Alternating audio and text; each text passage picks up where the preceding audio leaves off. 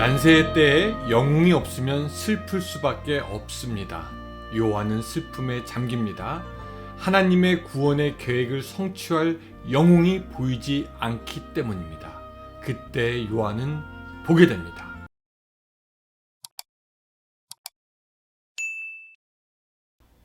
저는 남가주 은혜롭교회 이병의 목사이고 성경 보며 기도하며 주의 뜻대로 살자고 LA 벨리에서 외치는 자의 소리입니다.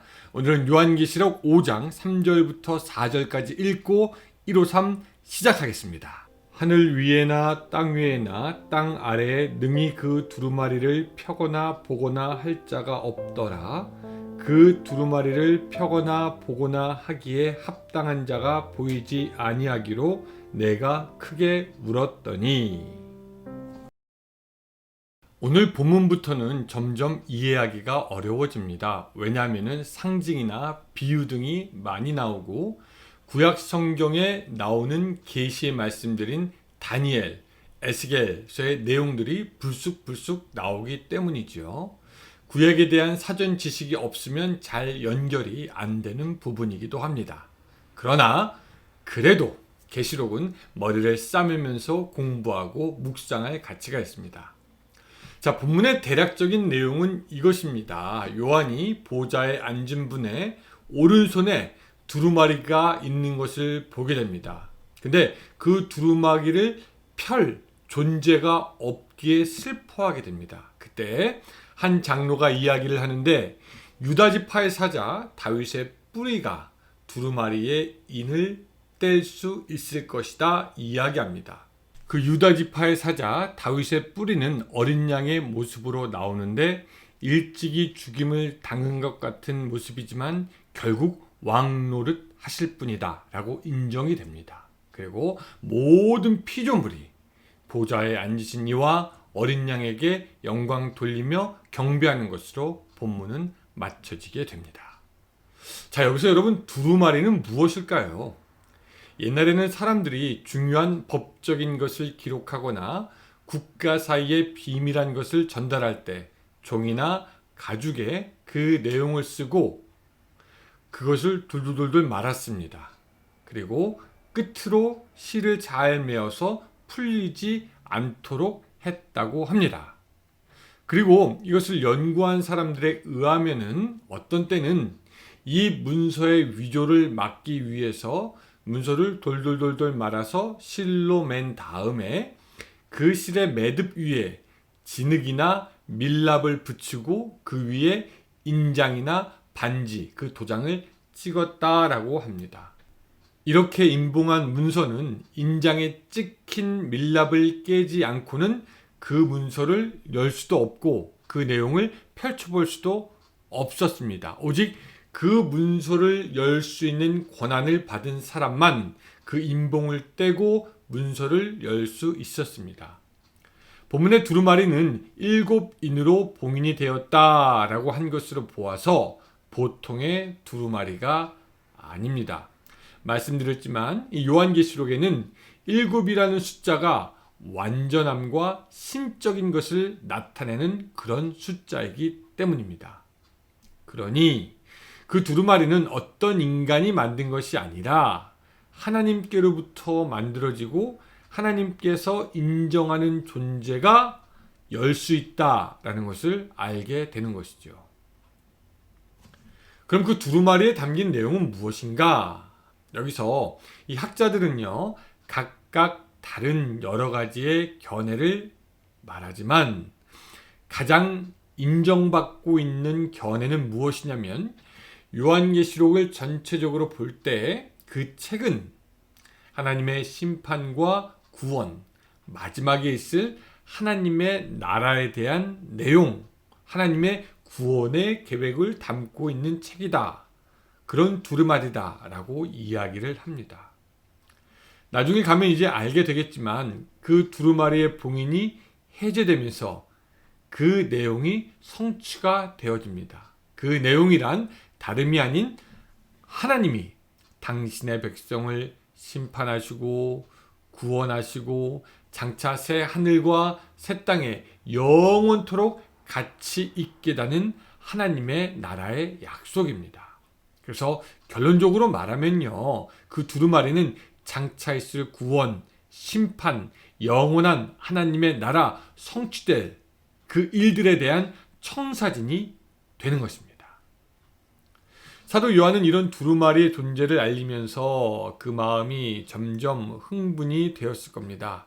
야, 그 하나님의 계획이라는 두루마리가 여기에 있구나. 두루마리가 있다는 그 자체가 하나님의 구원과 심판, 하나님의 나라가 이미 계획되어졌던 것이고 이제 본격적으로 시작될 것이다 라는 것을 알기 때문입니다. 여러분, 그렇죠. 건축을 하려고 하는데 건축한다고 할 때 그 시작이 아니라 그 청사진이 있다면 이제 시작하는 것을 알게 되는 것처럼 그 두루마리가 있다는 것 자체는 사실 하나님의 나라가 이제 시작된다라고 하는 것과 마찬가지입니다. 그래서 그 두루마리의 존재 자체가 사도 요한과 그 시대 그리스도인들에게는 큰 복이고 은혜였습니다. 왜? 두루마리가 있다라는 것은 하나님의 그 크신 계획과 섭리 그리고 구원이 또 하나님의 플랜이 이미 시작되었다라는 것을 이야기하여 주기 때문입니다. 그런데 참으로 애석하게 그 봉인을 떼고 두루마리를 볼 사람이 없었습니다. 3절과 4절 다음과 같이 말씀합니다. 하늘 위에나 땅 위에나 땅 아래에 능히 그 두루마리를 펴거나 보거나 할 자가 없더라.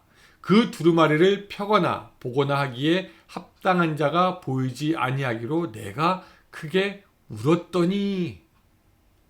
여러분, 이 두루마리는요, 다니엘 12장 4절과 9절에서 이어집니다. 거기 이런 말씀이 있잖아요. 다니엘아, 마지막 때까지 이 말을 간수하고 이 글을 봉함하라. 다니엘아, 갈지어다. 이 말은 마지막 때까지 간수하고 봉함할 것임이니라.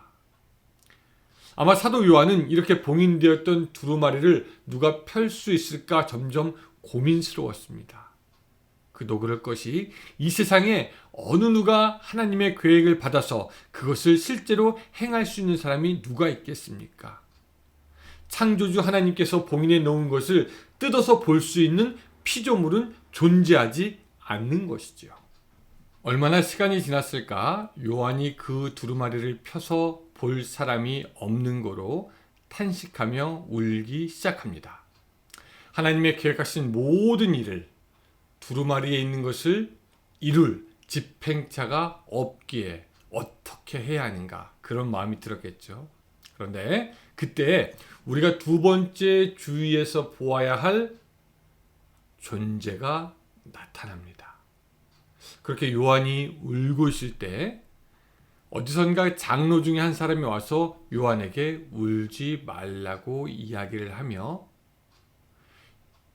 유다 지파의 사자 다윗의 뿌리가 이겼으니 7인을 뗄 것이고 두루마리를 풀 것이다.